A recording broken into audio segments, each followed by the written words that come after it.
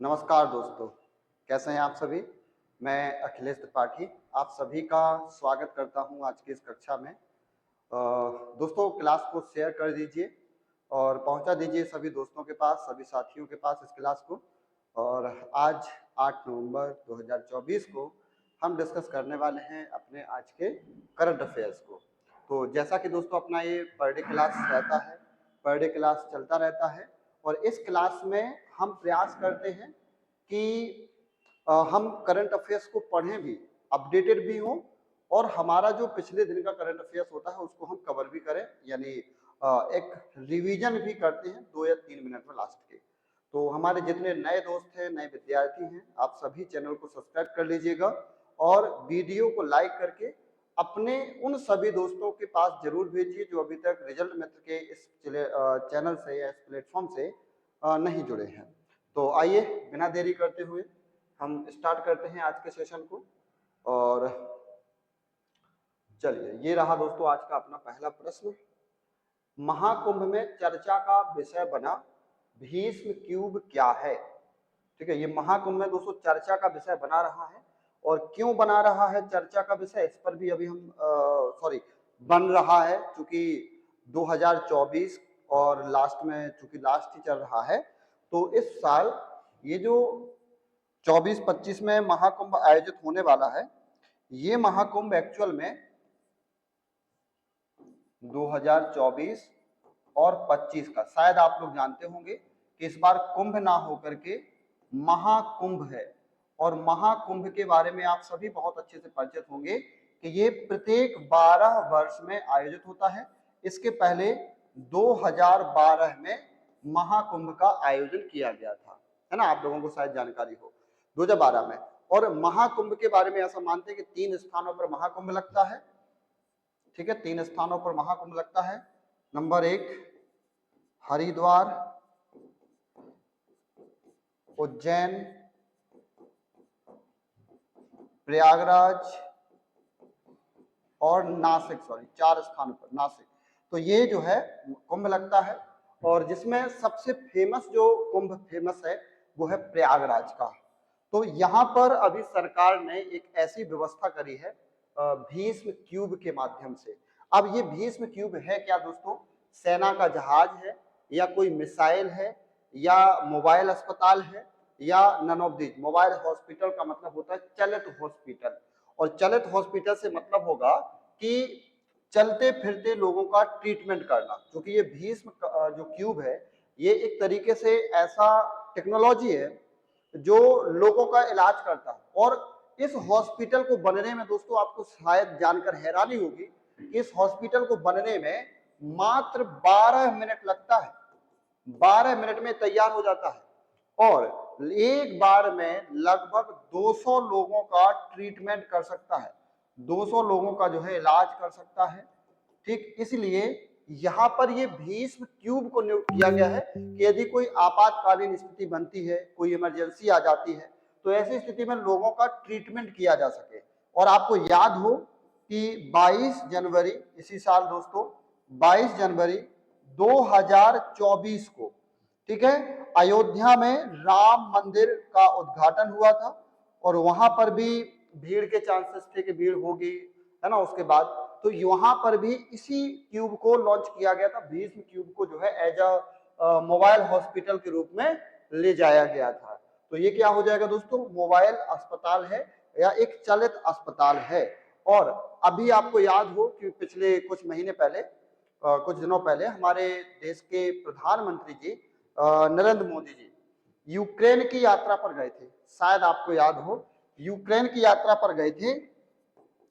तो यूक्रेन चूंकि एक ऐसा देश है जो रूस से पीड़ित है या रूस के युद्ध से पीड़ित है और यहाँ पर कई सारे लोग मारे गए।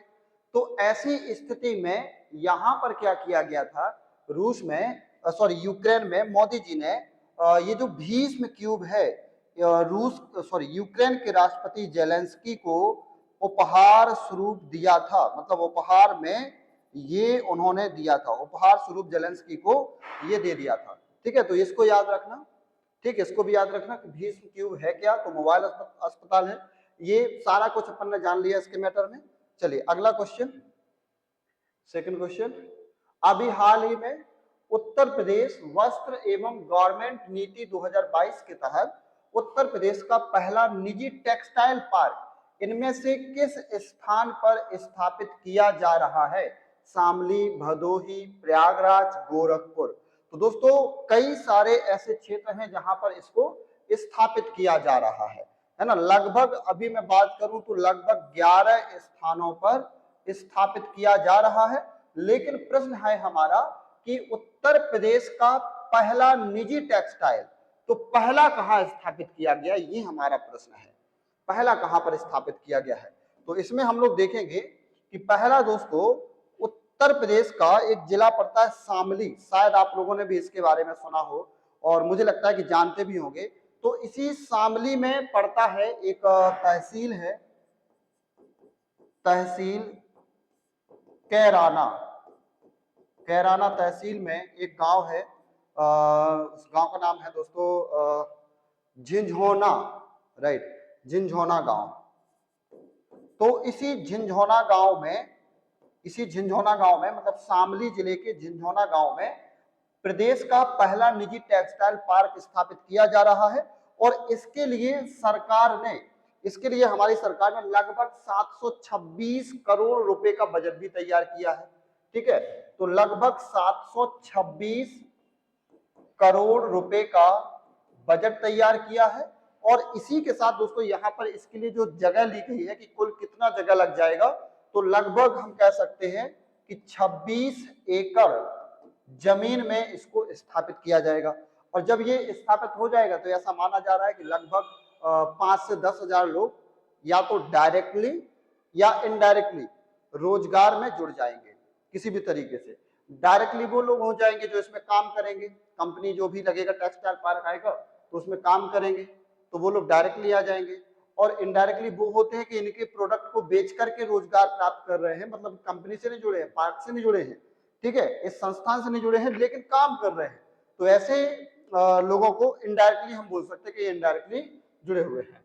तो ये जो पहला टेक्सटाइल पार्क है वो उत्तर प्रदेश के शामली जिले में कैराना तहसील के झिंझोना गांव में स्थापित किया गया। अब इसके अलावा दोस्तों गोरखपुर में, मऊ में, भदोही में, भदोही के बाद जो है अलीगढ़ में, बागपत में, यहाँ पर भी इनको स्थापित किया जा रहा है। ठीक है, तो इसमें याद रखिएगा, ऑप्शन नंबर ए जो है अपना सही आंसर। अगला क्वेश्चन, फिजिक्स का नोबेल प्राप्त करने वाले पहले भारतीय सीवी रमन का जन्म कब हुआ था? फिजिक्स का नोबेल दोस्तों इन्होंने प्राप्त किया था, इनका जन्म कब हुआ था? 7 नवंबर 1988 को, 6 नवंबर 1888 को, 7 नवंबर 1888 को, या नन ऑफ दी जिनमें से कोई नहीं। तो इनका जन्म जो है कब हुआ था? कब हुआ था? 7 नवंबर 1988, 6 नवंबर। तो चलिए, इनका जन्म हुआ था दोस्तों 7 नवंबर 1888 को, है ना, कल इनका जो है जन्मदिन था। अब इस प्रश्न को हम लोगों ने क्यों रखा? क्योंकि शायद आपने सुना होगा रमन इफेक्ट या रमन प्रभाव, रमन प्रभाव शायद आप लोगों ने सुना होगा। तो ये जो रमन प्रभाव के खोजकर्ता हैं, ये कौन है? तो इन्हीं को माना जाता है, सीवी रमन को, ठीक है, डॉक्टर सीवी रमन को रमन प्रभाव का खोजकर्ता। और इन्होंने ये बताया था कि यदि हम एक प्रकाश को एक दर्पण से गुजारते हैं तो वो कई पार्ट में, जैसे आकाश का रंग नीला है, तो वो हमें कैसे पता चला? इसी रमन प्रभाव के कारण पता चला। और इन्होंने ये जो खोज करी थी ये दोस्तों फरवरी 1928 में करी थी। और शायद आप लोग जानते भी होंगे कि इसी दिन को हम राष्ट्रीय विज्ञान दिवस के रूप में भी मनाते हैं। ठीक है, राष्ट्रीय विज्ञान दिवस, राष्ट्रीय विज्ञान दिवस कब मनाया जाता है? तो इसको याद रखिएगा। ठीक है, राष्ट्रीय विज्ञान दिवस कब मनाया जाता है? तो चूंकि 28 फरवरी 1928 को इसका खोज नहीं किया गया था। 28 फरवरी 1928 को इन्हें जो है एक पुरस्कार मिला था। ठीक है, भौतिकी में इनको 28 फरवरी 1988 को जो पुरस्कार मिला वो था दोस्तों नोबेल पुरस्कार। कौन सा मिला था? नोबल पुरस्कार मिला था। और नोबल पुरस्कार मिलने के कारण ही इसी दिन को राष्ट्रीय विज्ञान दिवस के रूप में भी मनाया जाता है। ये आप लोग जो है याद रखिएगा, ठीक है। तो क्लास को सब लोग शेयर कर दीजिएगा। रमन प्रभाव के बारे में जान गए होंगे। तो इनका जन्मदिन कब हुआ? 7 नवंबर 1888 को इनका जन्म हुआ था। अपना प्रश्न यही है। और कल चूंकि इनका जन्मदिन था इसलिए हमने जो है इसको रखा है, ठीक है। प्रश्न आ जाए कि 28 फरवरी 1988 सॉरी 19 फरवरी 28 फरवरी 1928 को इन्होंने, एक सेकंड दोस्तों, खोज की थी किसकी? रमन प्रभाव की। रमन प्रभाव की खोज करी थी। और 1930 में दोस्तों इनको भौतिकी के क्षेत्र में नोबल पुरस्कार मिला था। नोबल पुरस्कार भौतिकी के क्षेत्र में इनको 1930 में दिया गया था और रमन प्रभाव की खोज करने के कारण दिया गया था, ठीक है। इसको याद रखिएगा, ऑप्शन नंबर सी। और ये फिजिक्स में नोबल पुरस्कार प्राप्त करने वाले पहले भारतीय थे। चलिए अगला क्वेश्चन दोस्तों, फोर्थ क्वेश्चन। अभी हाल ही में भारत अमेरिका सैन्य सहयोग समूह की 21वीं बैठक का आयोजन इनमें से किस स्थान पर किया गया है? नई दिल्ली में, चेन्नई में, मुंबई में, लखनऊ में। तो इनमें से किस स्थान पर किया गया है दोस्तों? बताइए सभी दोस्त। अच्छा, अभी कुछ दिन पहले मुझे याद है शायद मंडे को क्लास थी या ट्यूसडे को क्लास थी, राइट? कुछ दिन पहले की क्लास थी।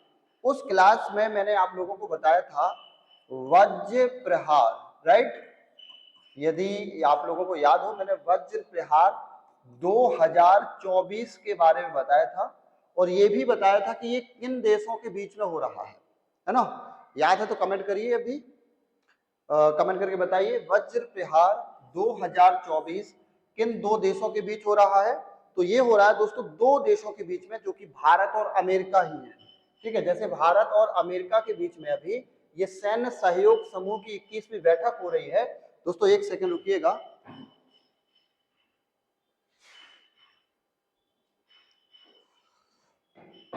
सैन्य समूह की 21वीं बैठक हो रही है। इसका आयोजन दोस्तों कहां पर किया गया है? नई दिल्ली में किया गया है। कहां पर किया गया है?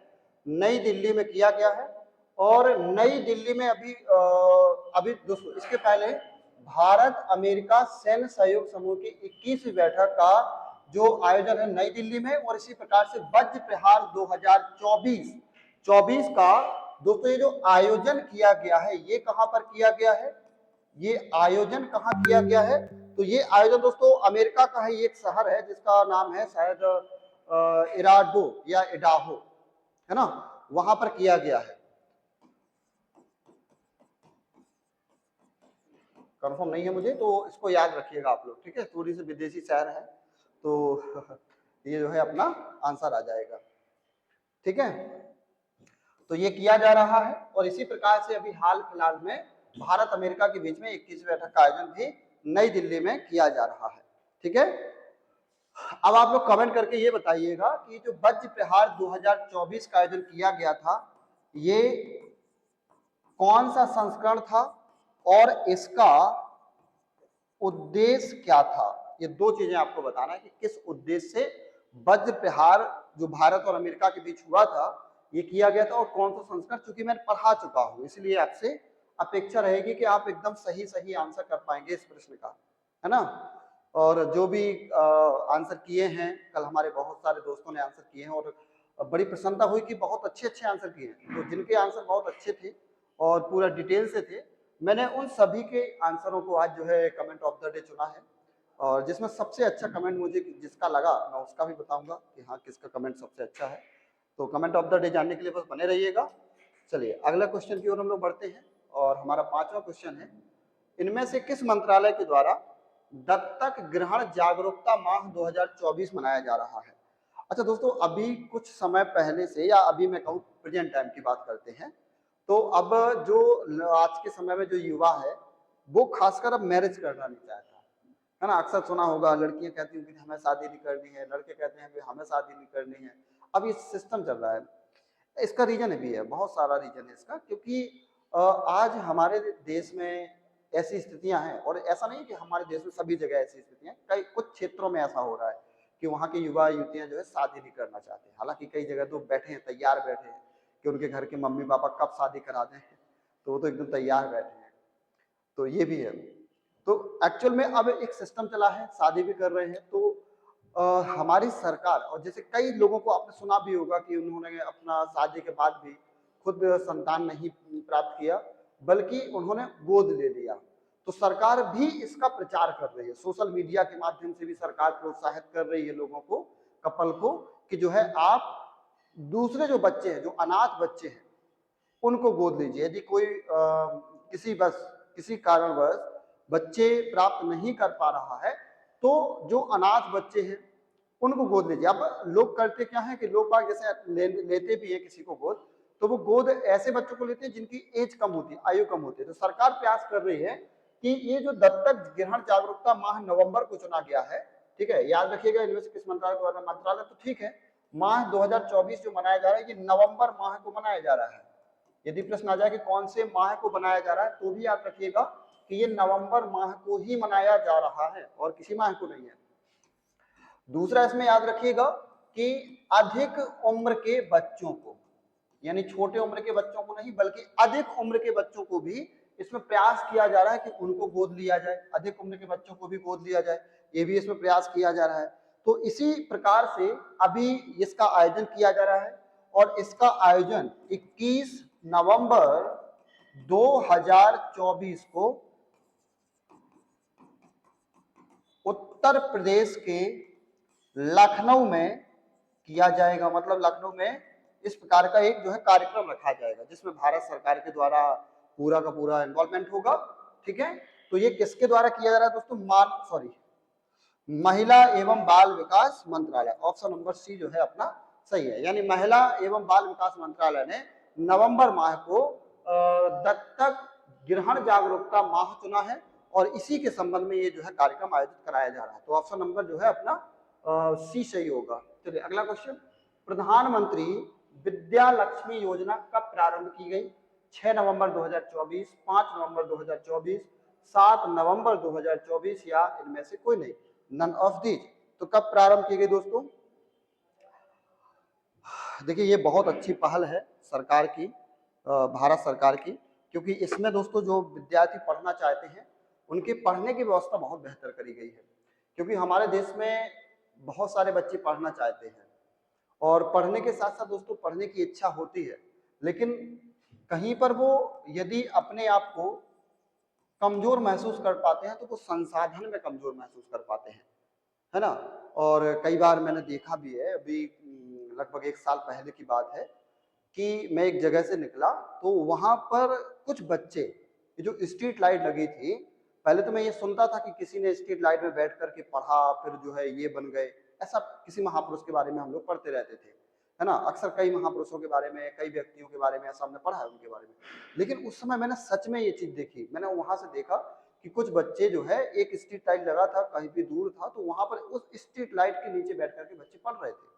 मुझे काफी ताज्जुब हुआ कि आज भी हमारे देश में लोग पढ़ना चाहते हैं, विद्यार्थी पढ़ना चाहते हैं, लेकिन उनके पास अभी भी संसाधन नहीं है, उतने संसाधन नहीं है।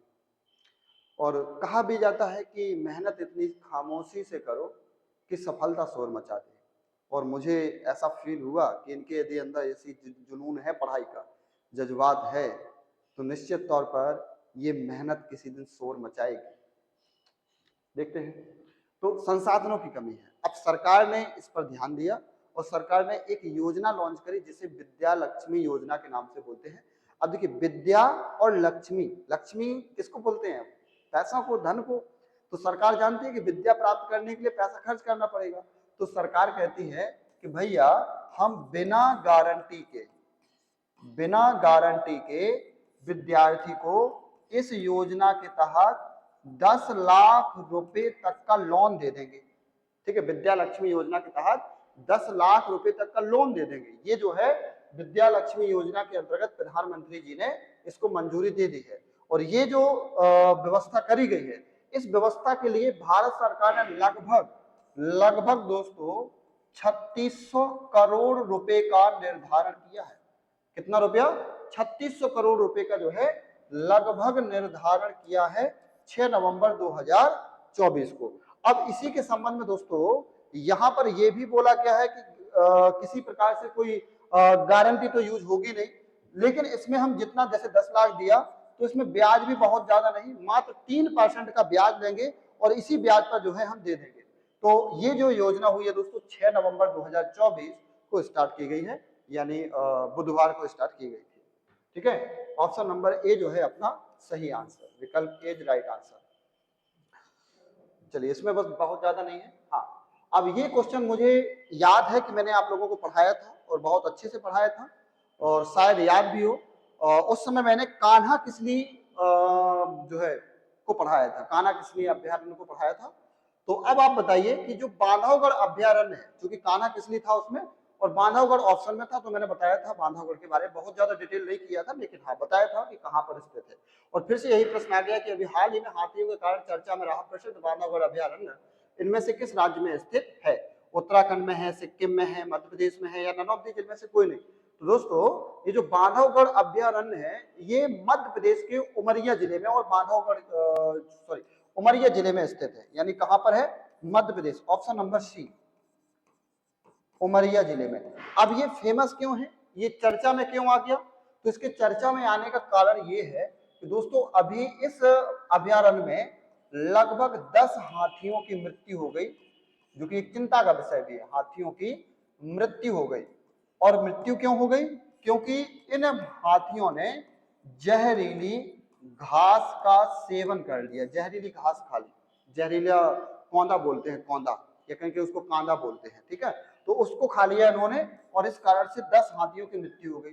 अब इन्हें ये खाने की आवश्यकता क्यों पड़ी? क्योंकि इनके पास दोस्तों पर्याप्त खाने के लिए कुछ था नहीं, है ना, कुछ था नहीं इनके पास पर्याप्त खाने के लिए, तो इनको इसकी आवश्यकता पड़ी और इसी संबंध में दोस्तों 10 हाथियों की मृत्यु हो गई।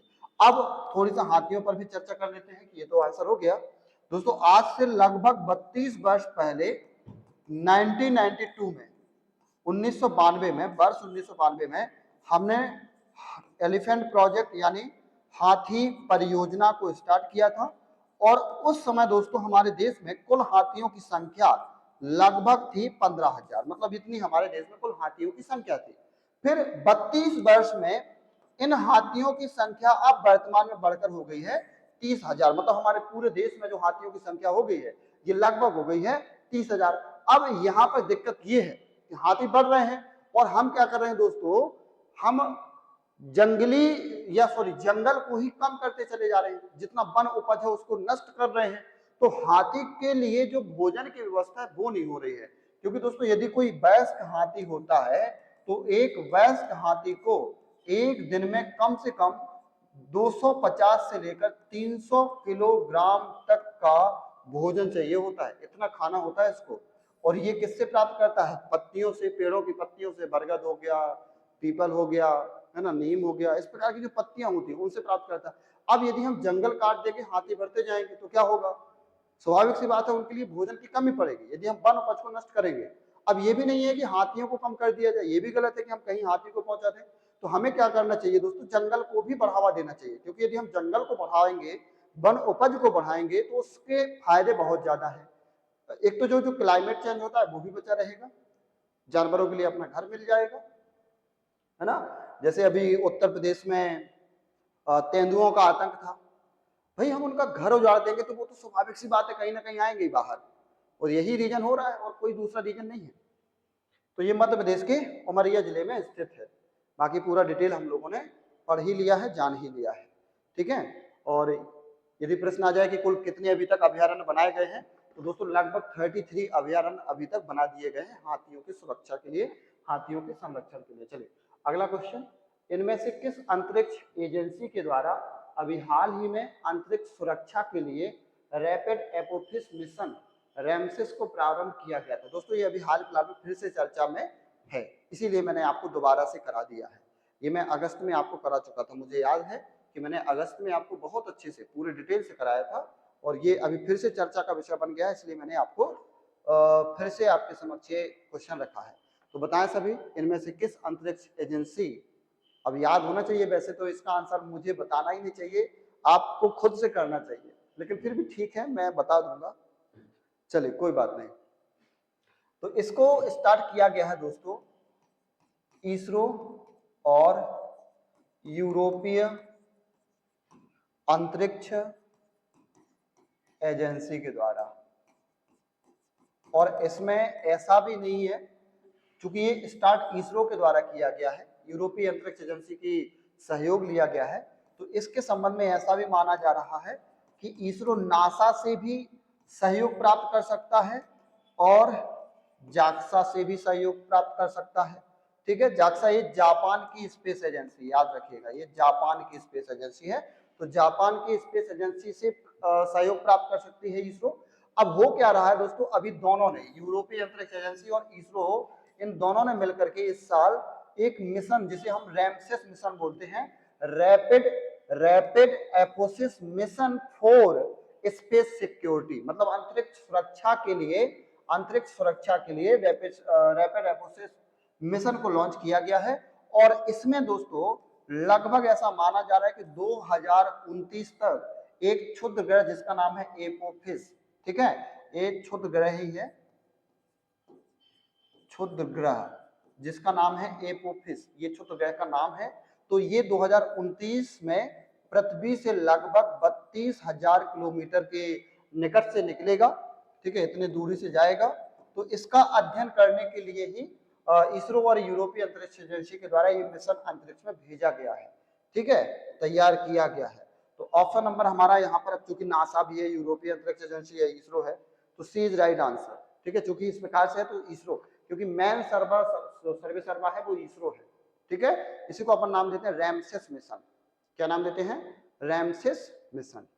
और जो क्षुद्र ग्रह निकलने की घटना है, ऐसा मानते हैं कि लगभग 5 से 10,000 सालों पर, प्रत्येक 5 से 10,000 सालों में ये घटना घटित होती है। चलिए अगला क्वेश्चन,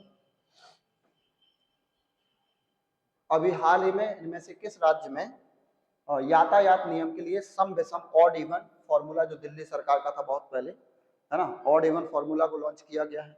सिक्किम, तेलंगाना, नागालैंड या आंध्र प्रदेश? तो कहां पर दोस्तों लॉन्च किया गया है, बताएं सभी साथी। यातायात नियम के लिए सम विषम, ये जो रूल बनाया गया है, चलिए इसमें बहुत ज्यादा कुछ है नहीं है, तो इसमें हमारा सही आंसर आ जाएगा सिक्किम, ऑप्शन नंबर ए जो है सही होगा, ठीक है।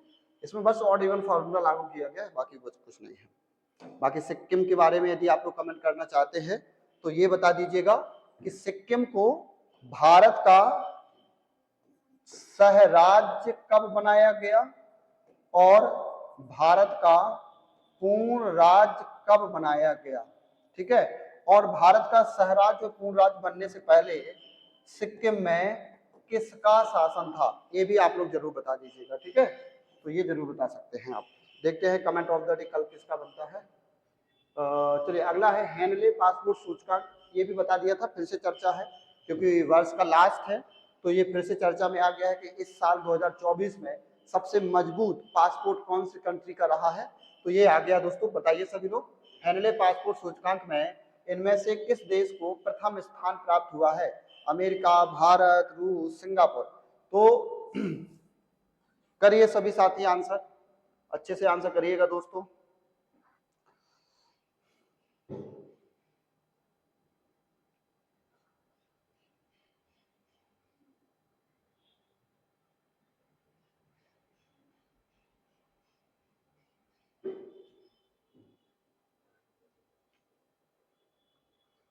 चलिए बहुत बढ़िया, आंसर करिए आप लोग। तब तक हम दूसरे नंबर के देश को देख लेते हैं कि दूसरे नंबर पर कौन कौन से देश हैं। तो दूसरे नंबर पर है दोस्तों फ्रांस, जापान, जर्मनी, स्पेन और इटली, ये दूसरे नंबर के देश है। मतलब दूसरा यदि कहा जाए कि दूसरा ताकतवर कौन है, तो ये सभी है, ठीक है। और ताकतवर क्यों होते हैं वो भी अभी बता दूंगा। तीसरे नंबर पर दोस्तों ऑस्ट्रेलिया को रखा गया है, और ऑस्ट्रेलिया समेत 9 और देश है, मतलब ऑस्ट्रेलिया समेत 9 देश है टोटल, ठीक है, मतलब 8 कह सकते हैं, ऑस्ट्रेलिया के अलावा 8 और देश है, तो टोटल तीसरे नंबर पर 9 देश आ जाएंगे, ठीक है। अब मेरा प्रश्न ये है कि सर भारत कौन से नंबर पर है? भारत का पासपोर्ट कितना मजबूत है? भारत के पासपोर्ट से हम कितने देशों में बिना वीजा के फ्री यात्रा कर सकते हैं? तो बताइए दोस्तों, हमारा भारत, चलिए मैं आपको बता दूं कि जैसे इसमें सिंगापुर पहले नंबर पर है, सिंगापुर प्रथम स्थान पर है, इसी प्रकार से हमारा देश भारत 82वें स्थान पर है, ठीक है, 82 नंबर पर है। और यदि आपके पास भारत का पासपोर्ट है तो आप भारत के पासपोर्ट से दोस्तों लगभग विश्व के 58 देशों में यात्रा कर सकते हैं, 58 देशों में बिना वीजा के यात्रा कर सकते हैं, 58 देशों में यात्रा कर सकते हैं। हाँ, इसमें एक चीज और याद रखिएगा कि दोस्तों हाँ, सिंगापुर जो है, सिंगापुर का वीजा, यदि आप सिंगापुर का वीजा प्राप्त करते हो तो सिंगापुर के वीजा से 195 देशों में फ्री वीजा यात्रा कर सकते हो। मतलब यदि वीजा नहीं है तो सिंगापुर का वीजा के माध्यम से 195 पासपोर्ट है, सॉरी सिंगापुर का पासपोर्ट है, तो इस सिंगापुर के पासपोर्ट में आपको वीजा की आवश्यकता नहीं पड़ेगी 195 देशों में, और आप इस पासपोर्ट से ही पूरा 195 देश घूम सकते हैं, ठीक है। तो ये थे दोस्तों आज के हमारे 10 क्वेश्चन करंट अफेयर्स के, और ये रहा दोस्तों आपका कमेंट ऑफ द डे।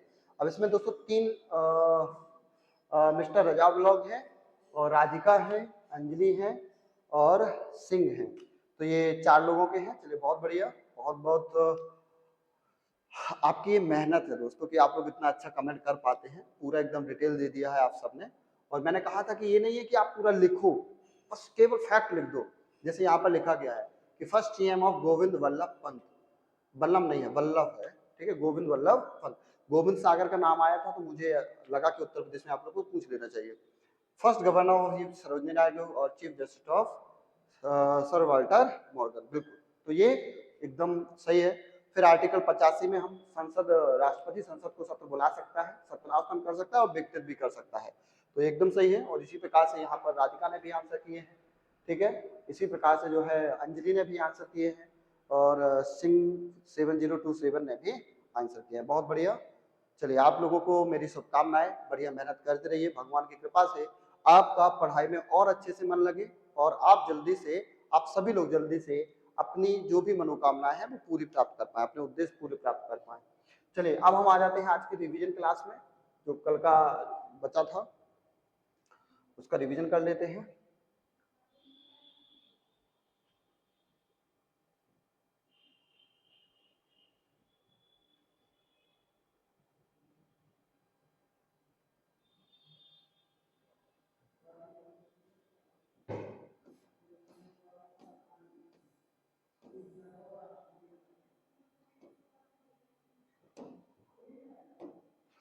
चलिए है पहला प्रश्न,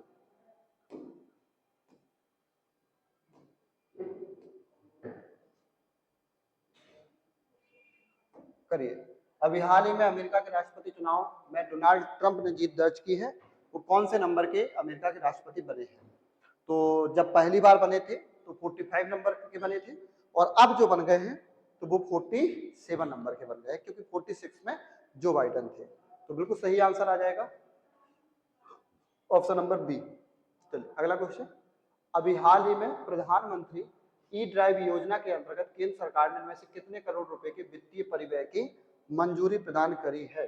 बताइए सभी दोस्त, कितने परिव्यय की मंजूरी प्रदान करी है इस योजना के तहत? बताया था कि ये 1 अक्टूबर से चलेगा 31 मार्च 2026 तक के लिए, है ना, और उसमें जो है कुल कितने, तो लगभग 10,900 करोड़ रुपए का जो है परिव्यय यहाँ पर रखा गया है। चलिए बिल्कुल सही है। इनमें से किस देश में सर्वाधिक मानव स्वतंत्रता है? अमेरिका, कनाडा, भारत, स्विट्जरलैंड, कौन से देश में दोस्तों सर्वाधिक? जी जी बिल्कुल, तो मानव स्वतंत्रता सूचकांक के बारे में बताया था कि अमेरिका का थिंक टैंक इंस्टीट्यूट, और जो है कनाडा का जो है फ्रेजर इंस्टीट्यूट, ये दोनों मिलकर के मानव स्वतंत्रता सूचकांक को जारी करते हैं, राइट। और इसमें सबसे दुनिया का सबसे पहला देश है स्विट्जरलैंड। ठीक है। अभी हाल ही में इनमें से किस स्थान पर वियतनाम भारत द्विपक्षीय सेना अभ्यास का आयोजन किया गया है? चेन्नई, जयपुर, अंबाला या इनमें से कोई नहीं। तो कहाँ किया गया है? मैंने बताया था दोस्तों कि हरियाणा में किया गया है और चंडी मंदिर के निकट अंबाला में, राइट। अंबाला में चंडी मंदिर के निकट इसका आयोजन किया गया है। ऑप्शन नंबर सी जो है अपना सही आंसर। चलिए अगला, अभी हाल ही में समाचारों में चर्चा में रही गोविंद सागर झील इनमें से किस राज्य में स्थित है? हरियाणा में है, पंजाब में है, जम्मू कश्मीर में है या हिमाचल प्रदेश में है? तो किस राज्य में स्थित है दोस्तों? बताएंगे सभी लोग। हमने डिस्कस किया था कि सतलुज नदी पर एक बांध बनाया गया था, भाखड़ा नागल बांध, और उसी के पानी भरने के कारण एक कृत्रिम झील का निर्माण हो गया जिसे हम बोलते हैं गोविंद सागर झील। तो ये दोस्तों हिमाचल प्रदेश में स्थित है। Option number D. अगला, अभी हाल ही में मल्टीपल माइलोमा दोस्तों एक तरीके से रक्त की बीमारी थी या ब्लड कैंसर बोल सकते हैं। तो ब्लड कैंसर की वजह से इनमें से एक लोक गायिका का निधन हो गया है जो बिहार से थी और उनको बिहार की स्वर कोकिला भी कहते थे। तो बताइए वो कौन थी? रश्मि श्रीवास्तव, शारदा सिन्हा, कल्पना यादव या नन ऑफ दीज? इनमें से कोई नहीं। तो दोस्तों ये थी दोस्तों यस बिल्कुल शारदा सिन्हा। चलिए 7वां क्वेश्चन, अभी हाल ही में इनमें से किस न्यायालय के द्वारा उत्तर प्रदेश मदरसा बोर्ड अधिनियम 2004 के तहत कामिल फाजिल एक तरीके से कह सकते हो स्नातक और परास्नातक जैसी हुई डिग्री थी, इसको असंवैधानिक घोषित किया गया? तो सर पहले तो हमारे इलाहाबाद उच्च न्यायालय ने इसको असंवैधानिक घोषित किया था, लेकिन असंवैधानिक बहुत सारी चीजों को कर दिया था। फिर सुप्रीम कोर्ट ने कुछ चीजों को संवैधानिक किया और कामिल फाजिल डिग्री को असंवैधानिक कर दिया है सुप्रीम कोर्ट ने। तो ऑप्शन नंबर हमारा सी सही हो जाएगा। चलिए अगला है, अभी हाल ही में भारत में अंतरराष्ट्रीय ओलंपिक समिति के समक्ष भारत ने ओलंपिक की मेजबानी करने के लिए आशय पत्र सौंपा है। भारत में यह आशय पत्र किस वर्ष के लिए सौंपा है? भारत ने ये आशय पत्र किस वर्ष के लिए सौंपा है? बताएं सभी साथी आंसर। किस वर्ष के लिए आशय पत्र को सौंपा गया है?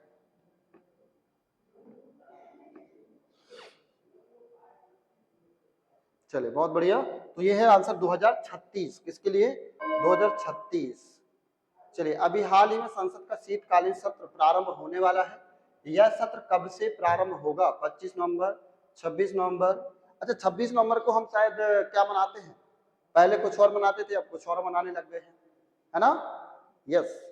तो 26 नवंबर को हम संविधान दिवस के रूप में मनाते हैं, पहले विधि दिवस के रूप में मनाते थे। तो अभी ये जो स्टार्ट किया गया 25 नवंबर से स्टार्ट हुआ है। ठीक है, 25 नवंबर से 20 दिसंबर में ये चलेगा आपका शीतकालीन सत्र। अभी हाल ही में इनमें से किस राज्य की मंत्री परिषद ने 15% की सीमा को पार करते हुए मंत्री बना दिए गए हैं? जम्मू कश्मीर, हरियाणा। चूंकि अब सुप्रीम कोर्ट ने जवाब मांगा है और सुप्रीम कोर्ट में जो अभी हमारे chief justice D Y Chandrachud वो जब रिटायर होंगे तब तक ऐसे उम्मीद है कि वो ये मामले पूरे निपटा करके ही रिटायरमेंट ले सकते हैं। तो अभी हाल फिलहाल में दोस्तों हरियाणा की जो मंत्री परिषद थी, हरियाणा की मंत्री परिषद के द्वारा ये सब किया गया है। ठीक है, तो दोस्तों ये थे हमारे रिवीजन क्वेश्चन जो हम लोगों ने कंप्लीट कर लिए हैं। अब चलिए मुलाकात करेंगे आपसे कल की क्लास में। आज की क्लास में बस इतना ही। चलिए नमस्कार दोस्तों, थैंक यू सो मच। हाँ, आप सबसे एक उम्मीद है कि आप लोग क्लास को ज़्यादा से ज़्यादा लोगों तक शेयर जरूर करेंगे और मुझे पूरा विश्वास है कि शेयर करते होंगे।